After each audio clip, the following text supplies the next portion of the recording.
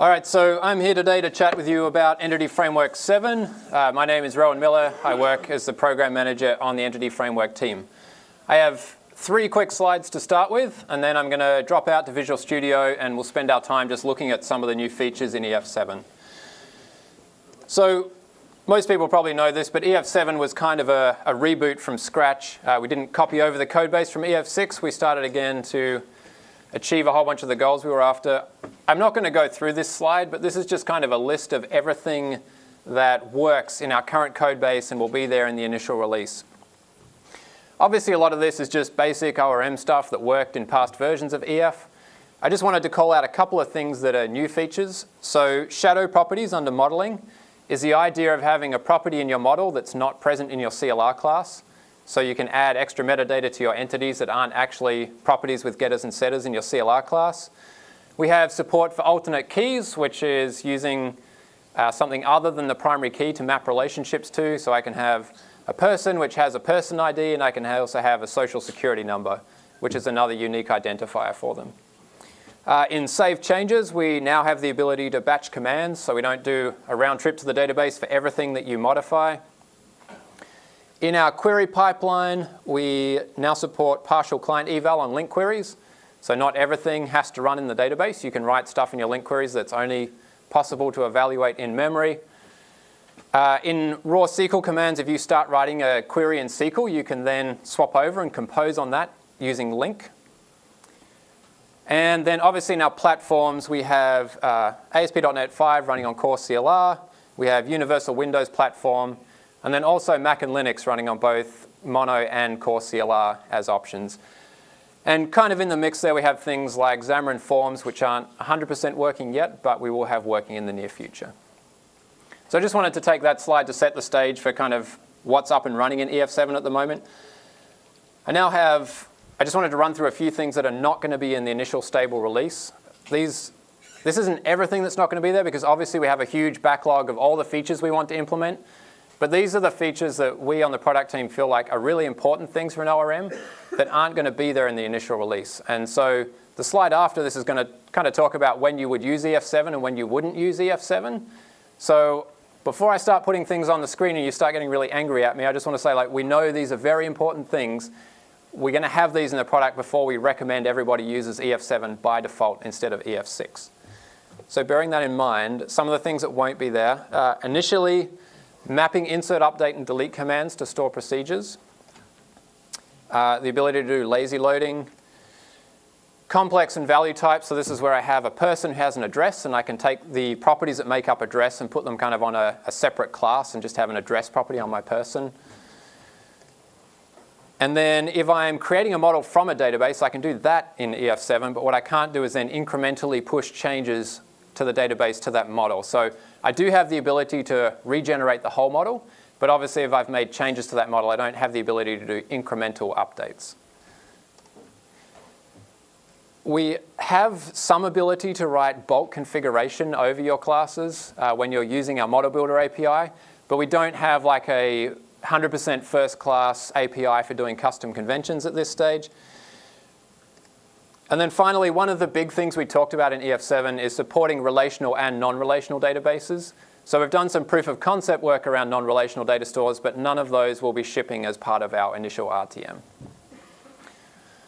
Now, the other thing I should mention, I have 45 minutes worth of content, but I'm also happy to make this session as interactive as you want. So if folks have a question about this is, I should say, by no means a 100% exhaustive list, but these are kind of the big important things that we think aren't going to be there initially. So if you have questions while I'm talking, just raise your hand. I'll pause at the appropriate point. Rowan, when you say these won't be in the first release, how long are you thinking that they might be some of these? Okay, so the question is, if these aren't going to be in the first release, what does that mean? When will they be there? So what I should say, we have RC1 coming out soon. This stuff is definitely not going to be there in RC1.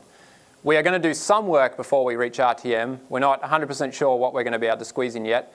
We may start looking at some of this stuff. We may not. But these are the first things that will be on our backlog once we ship RTM or RC1. We're going to start working on this stuff. Actually, the other one that's not listed here, TPT and TPC inheritance mapping patterns, is another big one that would probably cause some people to stick with EF6 before EF7 catches up. Anything else? All right, so that just brings us to a quick bit of guidance. So when would you use EF7? If you're starting on a new application and the things that I've listed that are currently missing from EF7 are okay for you, then you'll be fine using EF7. I'll have a Go Live license as part of RC1, and you'll be fine to use it. The other place you'd want to use it is if you're writing an app that doesn't target the full .NET framework. So you're writing ASP.NET 5 and you're targeting Core CLR, or you're writing a universal Windows platform app, EF6 won't work in those places. It requires the full .NET framework, so really EF7 is your only choice there. One thing I want to make really clear, we are not at this stage saying that everybody should take their EF6 work and port it to EF7. At some point in the future, we will probably say that EF7 is the recommended release for new applications, but we are going to continue supporting EF6. And to be clear what that means, we're not going to go and add a whole bunch of big features to EF6, but we are doing bug fixes, we are doing minor improvements, and we will continue to take pull requests and contributions to the EF6 codebase. Shortly after we RTM EF7, we'll have the EF 6.2 release coming out. So you'll start to see bug fixes and pull requests coming in there. Question? What are some of the other providers besides SQL Server? So the question was for other providers. So currently we have SQL Server, SQLite, Postgres, and SQL Compact providers are shipped with our releases at the moment, and they will continue. We're also working with some other providers who have asked us not to talk about their plans publicly. You can probably guess what they are if you think about large corporations that might not want their plans discussed publicly. So I think Microsoft a few years back, you can probably guess at those. So we are working with a bunch of other providers too. I should say for Windows, obviously Microsoft SQL Server is our primary target there. When we talk about Universal Windows Platform and local data, then SQLite is our primary database there. And then when we talk about cross-platform with Mac and Linux, there would be Postgres and another popular open source database that we would also consider to be a primary target there as well. Cool. Any other questions? All right. That's it for slides. Let's drop out. I want to just start running through some of the things that are new and some of the things that are changing in EF7. And the best way to do that would be in Visual Studio. My mouse is having issues. All right, so the first thing I wanted to do is look at how things have changed when it first comes to creating your context in EF7. So in EF6, we had a whole bunch of magic around finding the connection string and creating the database for you and all that stuff. And while that worked great for demos on stage and pressing F5, it really didn't work very well in real applications. It was easy to accidentally get the wrong database or have no idea where your database was. So in EF7, we've simplified all that down a bit. So let's take a kind of 101 look at what a context looks like. I'm going to start with a traditional full .NET application. So this is the kind of pattern you would follow in a console app or a WPF or a WinForms app or previous versions of ASP.NET, where we're not using dependency injection, we're not doing those kind of things. So same as EF6, I have my domain model, which is just represented by CLR classes. I have a context here, which inherits from DB context. It has a DB set for each type in my model. I have the onModel creating method here, which has the same Fluent API with the same method names that you're used to from EF6. There are some additional APIs to support the new features like alternate keys. And then we have this new onConfiguring method. So this is where I'm very explicit about what database I'm connecting to. So you can see I've got a line of code here which is just pulling a connection string out of Configuration Manager, which just means it's in my app config file. And the type I have here is a DB context options builder. And you're going to see that type quite a bit. So I can call the useSQLServer method on here and pass in the connection string. There's also an overload of this which takes an existing DB connection. If I have an existing connection from somewhere else, I can just pass that in. Now, a couple of important things to note here. There's obviously no magic going on behind the scenes here. We're not magically picking SQL Server as the default. We're not magically creating a database for you on local DB. You're telling us exactly where you want the database. The other thing too, the useSQLServer method is an extension method which comes in because I have the SQL Server provider installed. So because EF supports a wide range of providers, even some of them non-relational, a lot of the methods we call to set up mappings to tables or cascade delete behavior or passing in DB connections to methods, that stuff all becomes extension methods over our core types. All right, and then when it comes time to actually use a context, this code just looks very similar to what we had in EF6. There's kind of two ways to create a database. So I'm obviously in the mode where I've created my model and I want to create a database from it. We also have reverse engineering where you point tools at a database and get a model created for you. So we still support both of those workflows. If I want a database created for me, I can use migrations, which is great if I want to kind of incrementally have well-controlled changes that can be pushed into staging and production. But if I'm just parting away on my local machine, I don't really want to create migrations all the time. So we just have helper methods to drop a database when it needs to be dropped and create it when it needs to be created. Now, just one thing to point out here that has changed from EF6. In EF6, we had all this complicated logic, so you could use these methods and then you could kind of grow up to migrations. And if you happen to have migrations enabled, then ensure created will use those migrations. In EF7, we did away with all of that, and we said there's two paths. There's migrations, and if you want to apply migrations, there's a separate method for that. There's a migrate method, and that will apply your migrations. And if you don't care about migrations and you just want a quick, dirty database, then call ensure created.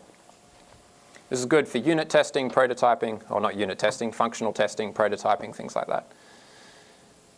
All right, so there's one other change I just want to call out. It's completely unrelated to configuration, but while I have this code here to go and add a blog to our context, in EF6, if you added any object to the context, we would traverse all of its relationships and find everything it was related to and also mark that as added. In a similar vein, if you said this is a modified blog, we would go and find everything else and assume that it was existing posts and existing tags and all that stuff. In EF7, we originally tried having it so that add just operated on the instance that you passed into it. But then that confused people as well. So what we ended up doing, add has a second parameter to it which you can pass in, which is a graph behavior. Which you can see we have two options at the moment, but the possibility for more in the future. We have include dependents, which means add this blog and add any of its children. So if it has posts, they'll also be counted as added. And then we have the single object behavior, which says just add this blog, ignore everything else you can reach from it. I'll tell you to add it if I want it added. So that's just a little bit of a sidetrack into an improvement in EF7. All right, so this is great for simple applications, but what if I'm doing something a little bit more complicated, like a multi-tenant application where I don't always want my context to have the same model and it's not always going to connect to the same database? I should mention while we're here that this pattern will take care of all the caching at the app domain level for you. So it's not going to call on model creating every time. It's going to call on model creating once per app domain per provider. So this pattern kind of takes care of a lot of caching for you. If I want to opt out of that and just kind of control everything myself, then there's a few steps I want to go through. The first thing I want to do is build a model. And so I use the same model builder API that we saw when we overrode on model creating. So I get exactly the same API there. You'll see here I'm creating a set of conventions and passing it in just to make sure I get all the same behavior with primary key detection, everything I would have got from my context. And I then just go ahead and I do all of my configuration here that I would have done. Obviously, because we don't have DB sets on our context, we're not scanning those and finding the types. So I happen to have also just mentioned that post is part of my model here. Once I finish with that, I can access the model property and it gives me back a mutable model. All right, so now we go through and build the options. So DB Context Options Builder is the same type that I got in onConfiguring. So I'm still working with the same types for creating my model and my options. I'm just using them outside of a context. So on that options builder, I'm going to use the same useSQL method and pass in my connection string. And then I'm also just going to say useModel. And I'll pass in the model we created.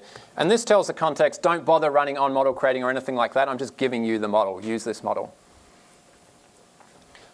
And so then if we look at our context, I've set it up so that it takes DB context options in its constructor and just passes it off to the base constructor.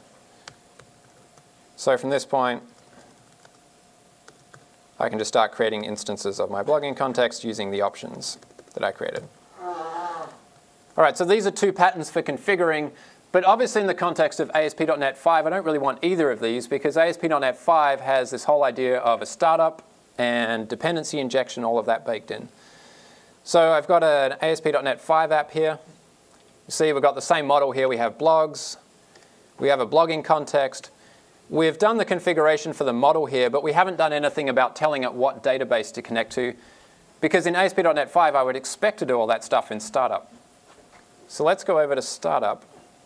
We'll see we've got some helper methods here you can make use of in configure services. So obviously I want my context to end up in DI so that my controllers and everything can take it into their constructors. So in this case, I've turned on individual local accounts. So I have the ASP.NET identity context already set up in DI. I'm going to go ahead and add my context as well. So I'm going to add a DB context for blogging context. And then I get to write this little action over the top of options. And this is the same DB context options builder that I got in both the other scenarios we already looked at. So use the same use SQL Server method. And now my context is in DI, and it's set up to connect to my SQL Server instance using everything that we set up in Startup CS. So the point I wanted you to take away from all this is that EF kind of has some built-in patterns that work well in very simple applications. If you want to take more control, you can kind of step outside of our conventions and you can start building those things yourself. And then if you're working in an environment that already has a pattern like DI, where you set up all that stuff somewhere else, then EF integrates well with those as well. All right, any questions on config before I move on? Nope. All right. So let's look at some more new features. So when I'm working with EF, I write link queries to get data from the database. Now, obviously, with a link query, there's a limited set of things that I can express.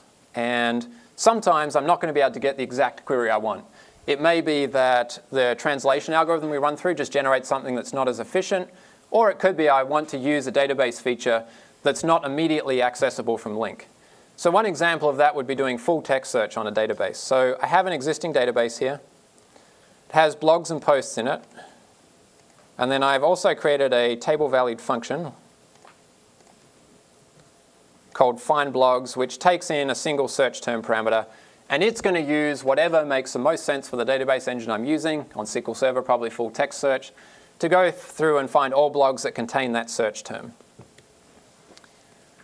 So if we swap over, I've got all of my demos are going to use essentially the same model. And I'm just using a console app to kind of boil it down so we get everything else out of the way. So here's our app. We're going to get a search term from the console. We then need to write a query to load it from the database. So using our context, we'll go to the blogs. Normally we would do things like writing a where clause here, but instead we want to say, just use some raw SQL to get this. And we're going to get that from our TVF, which was called dbo.findblogs. That takes a single parameter. Obviously, I want parameterization, so I'm not just going to do string concatenation. I'm going to pass in the search term here. EF will take care of wrapping that up into a SQL parameter for me. And then let's just go ahead and run this app.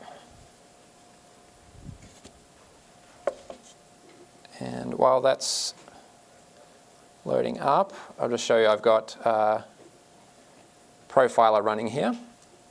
All right, so we're going to search for .NET. It'll find 2 blogs that contain that. And if we go look at Profiler, we'll see that it's executing exactly the SQL that we told it to execute. Now, one thing to call out here, this is slightly different than EF6, where if I dropped out a SQL, I lost all of my mappings that I'd set up. So if the column was called blog_ID in the database and it's called blog ID in my class, then dropping out to raw SQL would have expected it to be called blog ID. But in EF7, we run everything through the same mapping pipeline we use elsewhere. Now, the other nice advantage of that, in EF6, if I wanted to do something like ordering these by name, then I would have had to go and start hand editing my SQL to say order by name. In EF7, I can now just start composing on top of this using link. So we'll say order by name. We'll run it again. Finds it all, and then if we go look at what got sent to the database, we'll see we still have my original SQL sent in here, but it's wrapped it so that it can apply the order by for me. So if the SQL I write is composable, then I can continue composing on top of that using link, which is quite nice. Yeah, question? How would you know whether the link statements execute on the server or the client? So the question is, how do you know if a link statement executes on the server or the client? So by default, we'll let it execute in either place, but if we ever do client evaluation, we'll write a warning out to the log. And you actually get the option to set that. You can say when there's client eval, either just run client eval, that's fine. The default setting is to say write a warning to the log when you do client eval.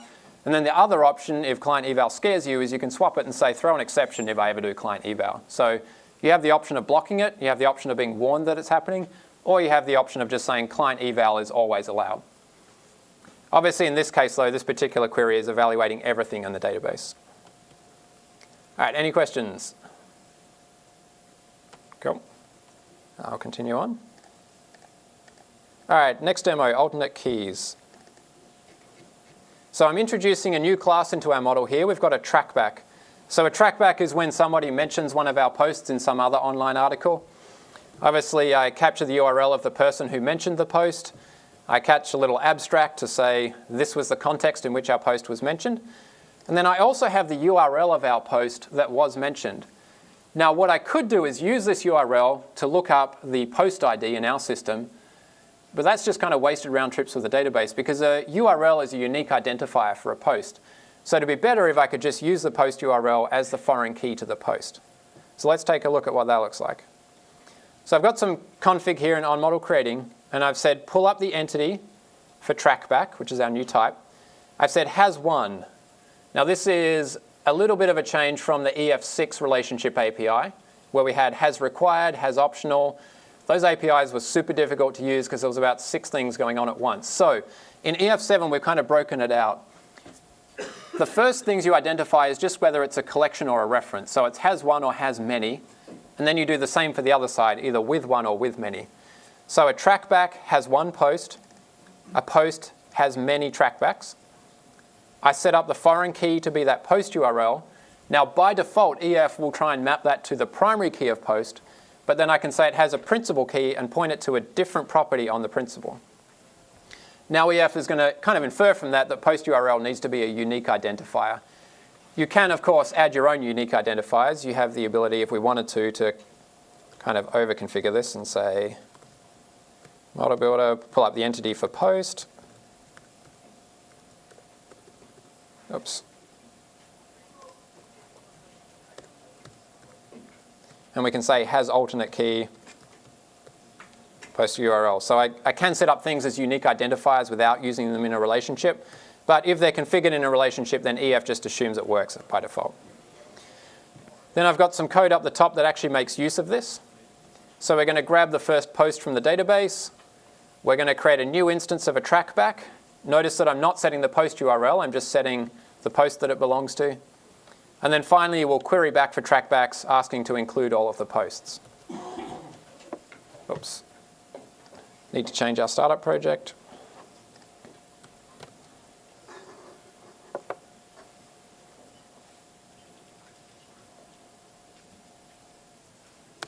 All right, and if we go and look at the SQL log here, we'll see that even though we just set the post reference, it's working out the right post URL here and inserting that as the foreign key. And of course, too, when we query for it, it's doing a join in the database based on the foreign key and primary key, or the alternate key that we set up. All right, so that is one of the biggest feature asks we got on EF6. So that's now supported in EF7. Any questions on that one before I move on? Yeah, Eric. Is that mapped as a foreign key relationship in the database? Yeah, so the question was, is that mapped as a foreign key relationship in the database? The answer is yes, if I just go load up the database. This is what EF creates for me. So post, we have an index here. So we have a unique index on URL. And then if we go and look at trackback,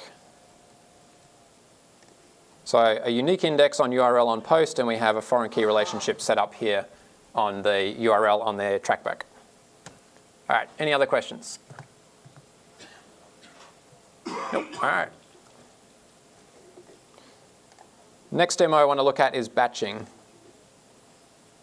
All right, so I have a little bit of code here to set up the database. So I blow it away in case I've already run it, has some data in it, and I create it. Then I'm going to go and make sure we have 4 instances of blog in our database. So I just wanted to show you that code because I don't like having special code running that people can't see. But that basically gives us a database which exists with 4 blogs in it. And then the actual thing I'm going to show to demo this feature is we'll get those existing blogs from the database. We're going to mark 2 of them as deleted. We're going to modify 2 of them. And then we're going to go ahead and add an additional 4 blogs. And I'll just go run this. It'll take a second to boot up because I have that logic there. It helps if I set it as a startup project. So it'll just take a few seconds to run because it'll delete the database and recreate it for me. All right, so in EF6, this would have done 8 separate round trips to the database. 4 with insert commands, 2 with update, and 2 with delete. But if we look at the log now in EF7, we'll see that it's now doing everything in a single round trip. In some cases, for delete and update commands, it just appends the SQL. So you can see here we've got delete, and then here's an update.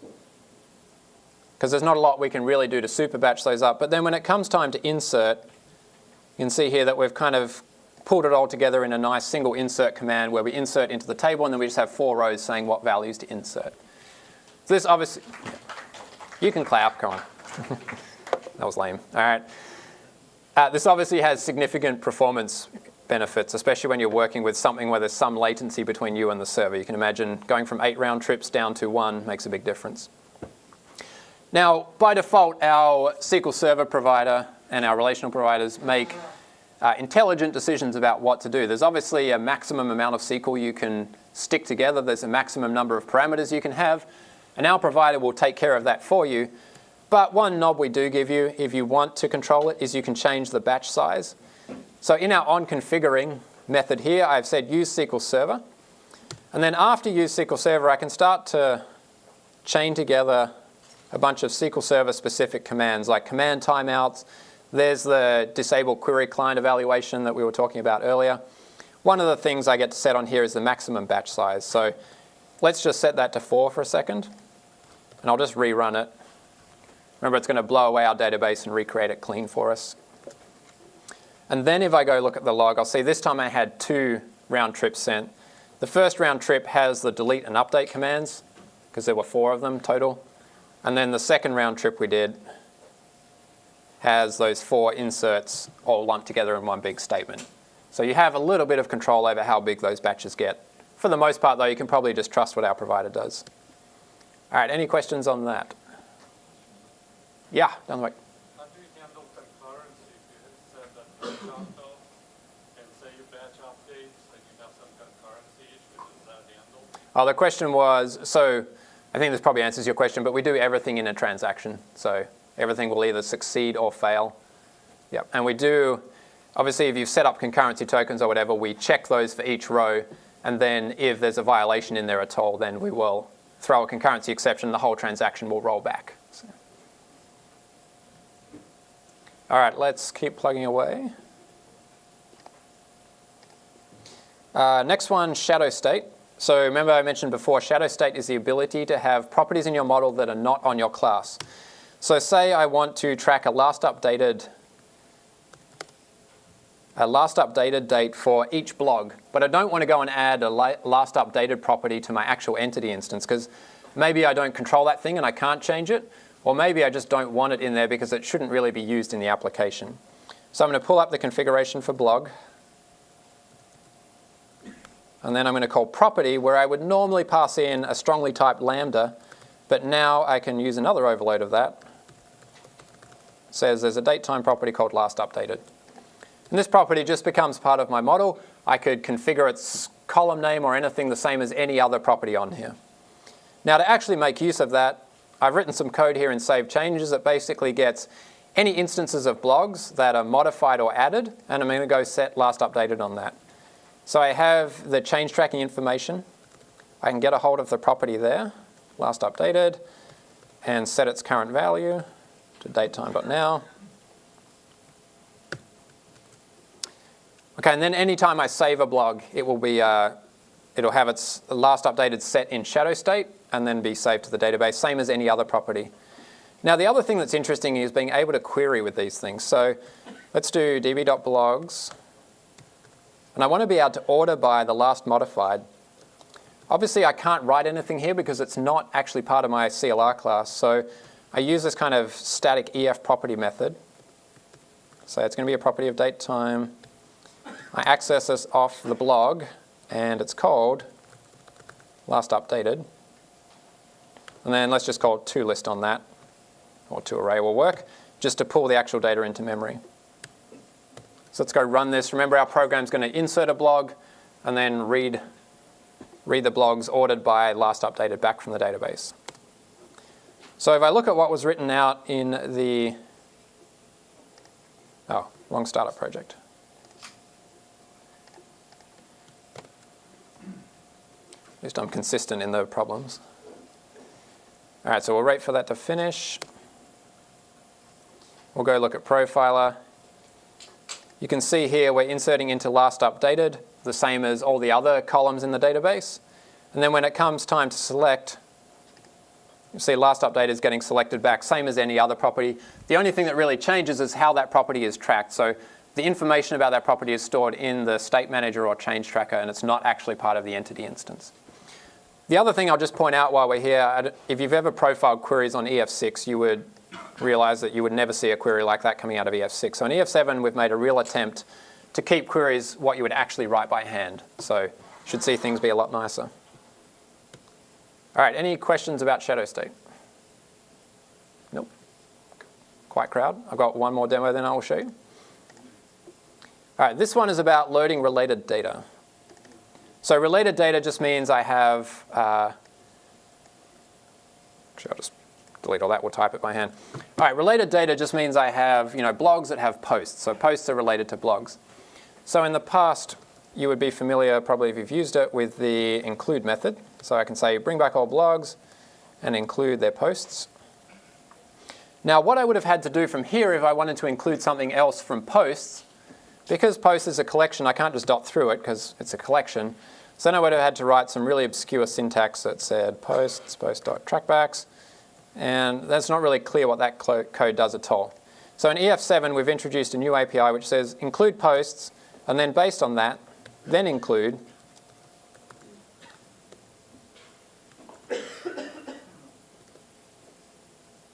what am I doing wrong here? I think my IntelliSense might have got a little out of whack there. And then I'll call toList on it. So that's a lot easier. So then include keeps drilling down through the hierarchy. If I had something else from posts, like maybe contributors, or sorry, from blogs, like contributors, I can drop back out and do an include here, and I can write something else to start re-including from the root level. So I can kind of drill down, and then I can start back at the top and drill down again. All right, so the other thing I wanted to show you just quickly in terms of SQL improvements, I'm going to actually use a different root type. So I'm going to say posts. So we'll include the blog, and we'll also include the trackbacks. And then let's just get a little bit better here, and let's say where.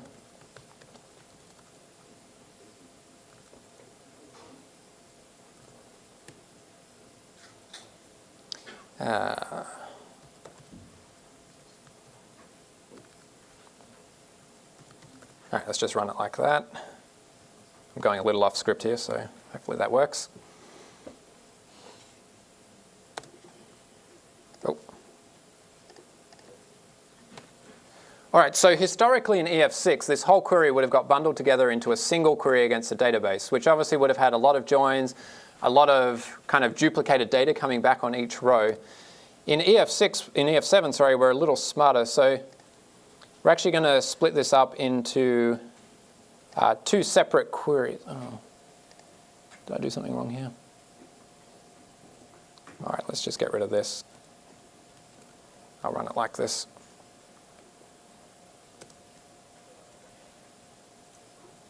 All right, this looks better.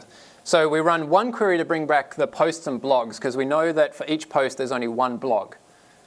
But when it comes to including the trackbacks for each post, for those, we know that there might be multiple trackbacks per post. So if we join them together, we'd actually be bringing back duplicate data for each row in post for every trackback we had. So in this case, we actually split it up into two separate queries. So we see here is the first query, which is bringing back the posts and the blogs. And then here is the second query, which is bringing back just the trackbacks. Now, there are some optimizations we could do here. We actually, probably in this case, don't need to do the join because we know it's a required relationship. At the moment, we do the join because if you do any filters or anything on the core table, we want to bring back trackbacks which only match that filter. So that's why I was doing the where on the title, but obviously did something wrong. But so we're just a lot smarter about how we do SQL generation now. All right. That's just kind of a demo of some of the new features coming in EF7. I'll take a couple of questions if you have them. And then, yeah, over here. Is there a migration story right now? Oh, question, migration story from EF6 to EF7. No, sorry. Schema migration. Oh, schema migration, yeah. The same migrations feature that we had in EF6 is more or less experience-wise ported to EF7. We didn't actually do a code port in most cases, so it is new and the APIs are a little different, but the same experience we had on EF6 is actually present in EF7. The one thing we did fix, in EF6, if you tried to use migrations in a development team, you get it in a really weird state. We actually fixed that in EF7. So we keep a centralized snapshot of the model, and you will merge that with source control. All right, I can take one more question here. Do you have any improvements about the context loading as the first time? Oh, question was about context loading. Do we have any improvements? Yeah, the perf is quicker. When we compare EF6 to EF7, obviously depends what model you have and all that stuff, but we're seeing anywhere up to like 60% faster on EF7. Well, actually, we've done some benchmarking internally. We have some benchmarks that are definitely not where we want them to be. We will eventually make those benchmarks public. You can see the code now, but we'll make the results of them public once we've finished tidying them up a little bit in our code base. All right, you have 5 minutes, and then we've got the Glimpse guys coming up to do a demo. So if anyone has any other questions, come down the front. If not, grab some lunch and head back in for Glimpse. Thank you.